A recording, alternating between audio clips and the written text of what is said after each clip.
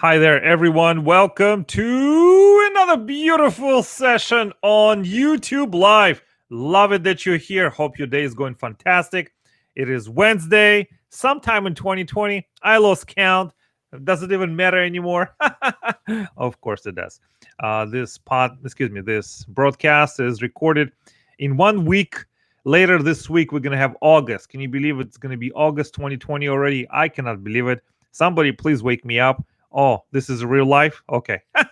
Well, welcome. I hope you're doing fantastic. So, the question of today's discussion is memories.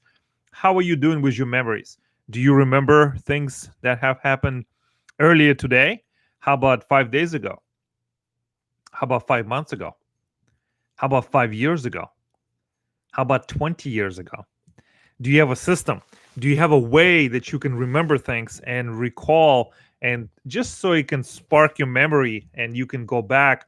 And the reason I talk about memories, memory preservation, memory investment is that a lot of times we forget how far we have come, and we have so much knowledge in our brains, in our experiences, in the things that we have seen, done, lived through, and survived, that we just discount it.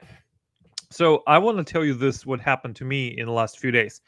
Over the weekend, I have had the honor and a pleasure to go and rummage through some of my family heirlooms, different mementos from trips, photographs, and other beautiful things that I have seen that our family have done and I have done as well. And I have found the photograph.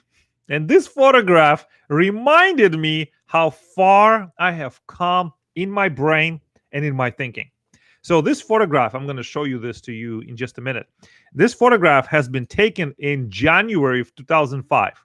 If today is 2020, that's 15 years ago. It's hard to believe, right? But 15 years ago, I was out there doing my thing.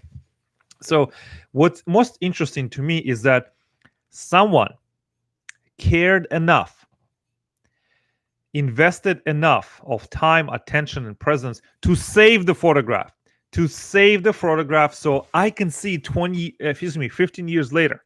So, are you doing this for somebody else right now?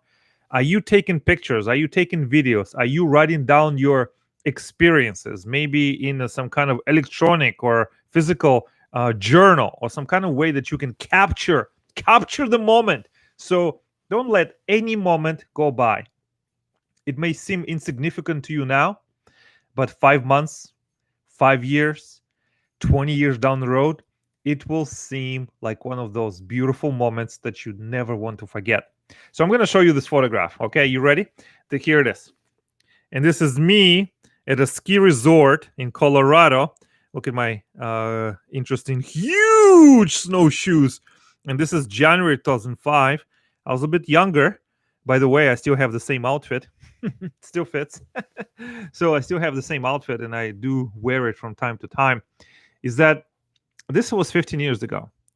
And this is the case and a story that I have talked for years.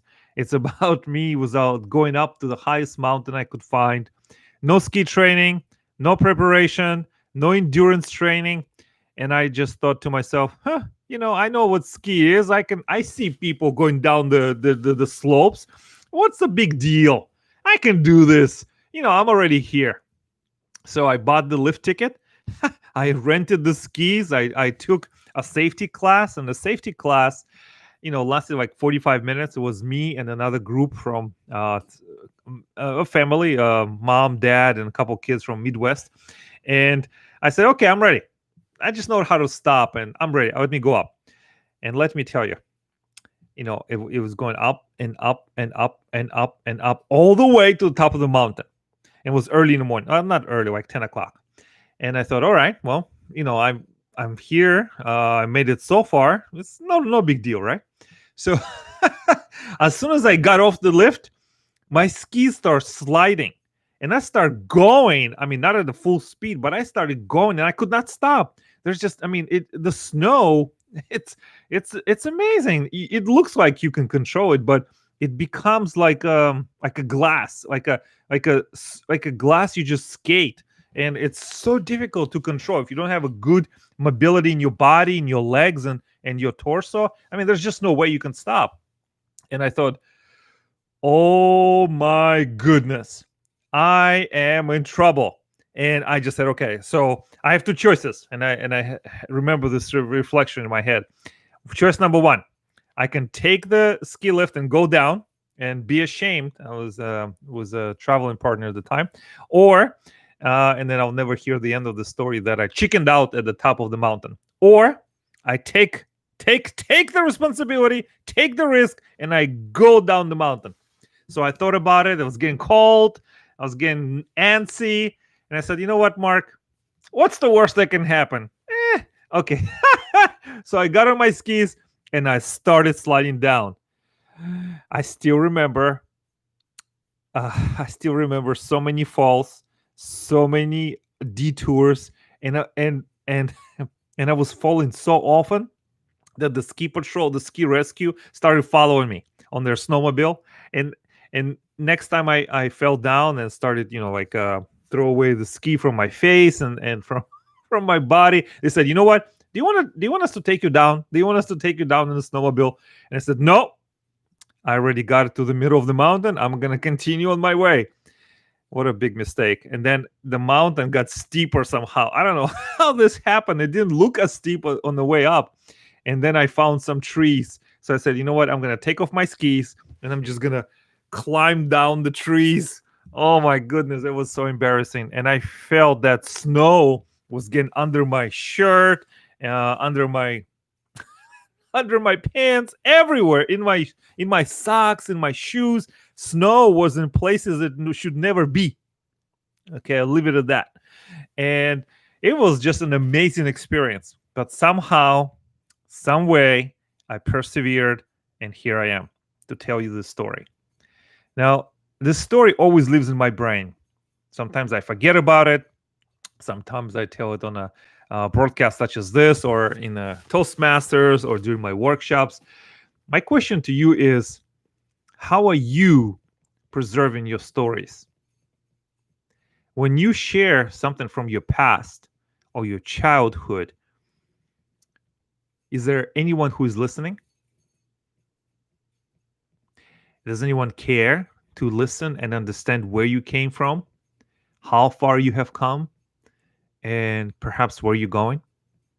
See, I believe it's so important that we, as responsible humans to each other, to our families, to our community, we must preserve our memories. We must preserve our knowledge. We must preserve our stories that made us. Because if we don't, who will remember? Who will remember? Who will understand? And who will make sure that they don't make the same stupid mistakes as we have? Like me going to the top of the mountain without any training, without any preparation, and just trying to wing it. What if it, it ended up much worse and much more tragic? Well, I probably would do the same. I don't know how would I behave, but stories is how we relate to each other. Stories is how our brain just craves, it just grows into the story. It wants to hear the resolution, the conflict, and how did the hero change. And when you tell stories, sometimes you become the hero, sometimes somebody else has become the hero, but there always has to be a conflict. So please let me know where you're watching from. How do you preserve your memories and your mementos? Or is there someone who is the guardian of your memories, who is the guardian of your past, perhaps guardian of your stories? And the reason it's important, so you can recognize how far you have traveled in this life. You made it. You made it. You are here. You are watching this video. That means you have more resilience, more skills, more knowledge than you ever give yourself credit for. It's a big deal. I am proud to share this moment with you. So I want to thank you for listening, indulging me in this in this story about the mountain and the ski, and sometimes listening to your heart and going with your intuition. Thank you, everyone. Make sure you like, subscribe, and share this channel. Subscribe to Mark Guy here on YouTube. Share this story with everyone you care about in this world. I appreciate you. I appreciate your time, and I appreciate your presence. This is one of the most important things we can ever share with another person: your time, your attention, and your presence. I love it that you're here. Thank you for traveling this journey with me. And I will see you next time. Thanks.